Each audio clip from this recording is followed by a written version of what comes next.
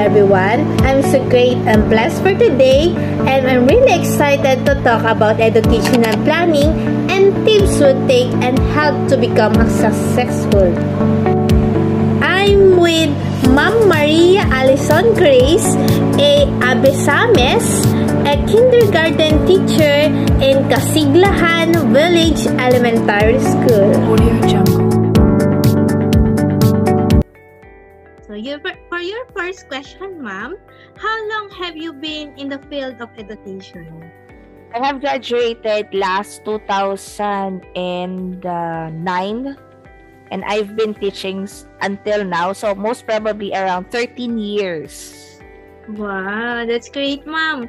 And my next question for you, ma'am, who influences you to choose this career path?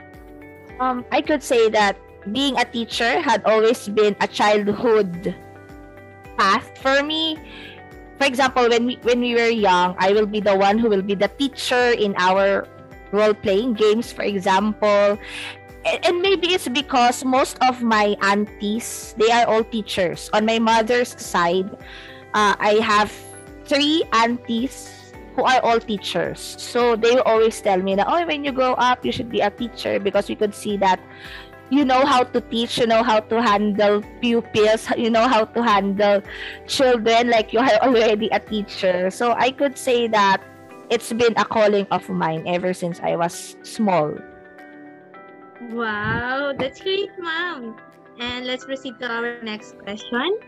How do you promote a safe and effective school while learning environment? Okay, so first and foremost, when we talk about safety, it's more on the physical side first. Okay, so if you're talking about the school environment, you should check first if all of the things are safe for children. For example, their seats, the doors, are the hinges all are intact.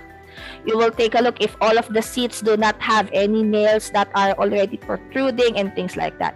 And after doing the physical aspect of your environment, of course, you now proceed to the more intricate side of safety, which is on the emotional side of the students. No, I could say that for a child to feel safe inside a school environment, there should always be a feeling that when they enter the school, they are safe.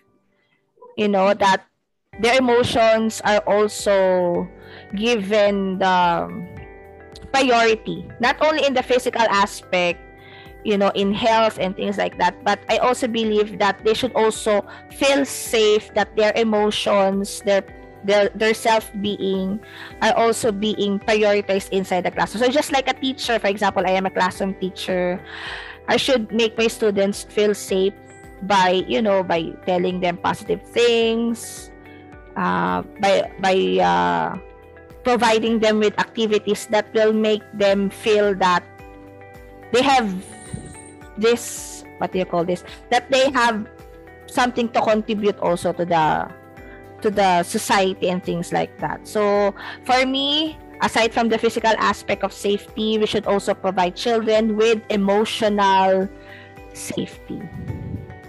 Yes, ma'am. I agree for that, because some children need an appreciation. Let's move on to our next question. What is an institutional planning? Okay, an institutional plan for me is a very wide term. So it could tell you certain things like planning for the overall what do you call this, overall condition of the school. No, for me, that's an institutional plan. Like you're planning whatever you want the school to achieve. Okay, aside from, for example, showing there your vision, your mission, what are your objectives, and what are the steps that, for example, your school or your educational institution would utilize to be able to achieve such objectives. Yes, thank you, ma'am. And That leads us to our next topic. And what is the major factor being considered in crafting an institutional planning? Will be based on my own perspective, ma'am. So I will not say that this will also be the basis for everyone. But in my own humble personal opinion, for me, the major factor that we should always remember when making an institutional plan is always think of our customers, which are our learners. So we should always look into the community, what are their needs, what do they want to achieve, what kind of environment the school is in. For example, you cannot go beyond the community, right? For example, if you are teaching in, let's say, in a very an area that is not so good in a community like that, for example, you cannot exceed through what you want, because you should first go to the roots. You should first determine what these students could achieve in the future. So for me, that will be my first basis, is for me to consider first my learners, my students, what do we want them to achieve in the future. Yes, Mom, I agree for you. What are your inspiration in implementing success programs in the school under your supervision? For me, just like my previous answer, it will always be the learners. Okay, my inspiration in whatever I wanted for example, our grade level to achieve will always be the learners. For example, if you have given them something today, just a simple activity, for example, and you can see that their eyes are shining because they have learned something because of their experience. It really triggers you to do more, to really think about what do I still, for example, the plans that I still wanted to achieve. So for me, it will always be the learners. Yes. Yes, Ma'am. And so let's proceed to our next topic, Ma'am. How is being a leader fulfilling at the same time frustrating? I know this is a cliche, but a good leader will always be a great follower. Okay, so for me, being a leader doesn't mean that you're here, you're on top of everybody else, and you should be the one that should be obeyed. But for me, being a leader is the opposite. Okay, being a leader is being at the bottom of these people, because you always wanted to be the person to push them. You wanted to be the person that will tell them that they could do it, that they could achieve it. So it's very fulfilling for me, for example, as a leader, that I could push these people to do things. But at the same time, it's frustrating because there will always be people who will be against what you are thinking. Yes, and you will never ever be able to have everybody appreciate you. People will always have something to people always will have something to say about what you're doing, even though you're thinking about the best for everybody. There will always be chances that people will say something. So as a leader, sabi nga nila, it should enter one ear and it will go out on the other ear. So as long as you're doing your job and you're thinking about the best for everybody else, I think that's okay. But you're human. Sometimes you get affected by these things, but I am trying my best that, for example, if I hear something about me, like I'm this and like that, I still ask that person, for example, what do you think should I do for me to be able to prevent this kind of attitude? So wala naman, minsan they will just went silent and will not say anything, but that's the frustrating side, that you will not be able to have everybody appreciate all of the things that you're doing. I know that's feeling, mom. Okay, our next question is, what mantra do you have that helps you keep going for your goals? I don't know, this is very shallow, but it's always for my family. I don't know why, but my family will always be the people behind my back, the shoulder to lean on, if you would say that. So my mantra in life is to be the leader that everybody would want. For example, if I am the follower, if I am the person, and I wanted someone to be my leader, I always try to achieve what I wanted to be in my own leader. So that's my mantra, that if you wanted to be someone, you always think of, parang sa, for example, a parent, no? Always be the parent that you wanted to be, so that on your own perspective, you will be doing things like, you will learn to appreciate yourself, because you're thinking about, this is what I want, so this is what I will do. So that's my mantra, be the leader that you wanted for yourself. Wow, I learned something new for today, man. Thank you. Okay, our next question is, do you believe in selfless and transparent style of leadership? Why and why not? Oh my God, this is a very difficult question. Because I don't know, I will not be hypocrite, ma'am. I will not be hypocrite. I will tell you that all people have a little bit of something for themselves. Like, for example, being a leader, you cannot say that you're doing this 100% for other people. There will always be a little percent that you're doing this for yourself. Right? That's true. But the good thing is, as long as the percentage of that is more of wanting other people to achieve things, then that's good for me. As long as the balance is there, as long as the selfishness is a little bit and more on other people's what do you call this, other people's other people's concern, for me, that's okay. So I don't know if selfless would be a term, because there will always be a little bit of percentage. Transparent, yes, I believe, because we are data driven now. Anywhere else, you cannot create data if it's not given to you. So I think transparent style of leadership is possible, but not 100%, to say the least. Okay. There will always be something that you wanted to save for yourself. Being a leader, not just being a leader, but being a person, there will always be something that you wanted to save for yourself. And being a leader, I think you should also learn to balance things out.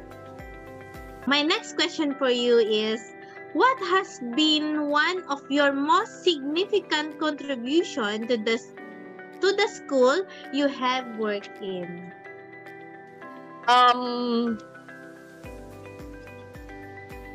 For me, it's being, just like what I've said, it's being the leader that they want.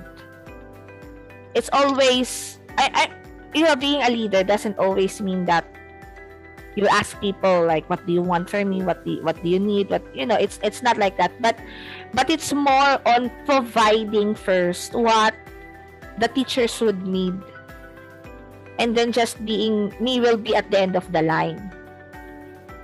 Okay, so it's like that. For example, just small things, like for example, teachers will get something, I will be the last to receive mine, because I will always think of the teachers under my care first before me. And other leaders are not like that.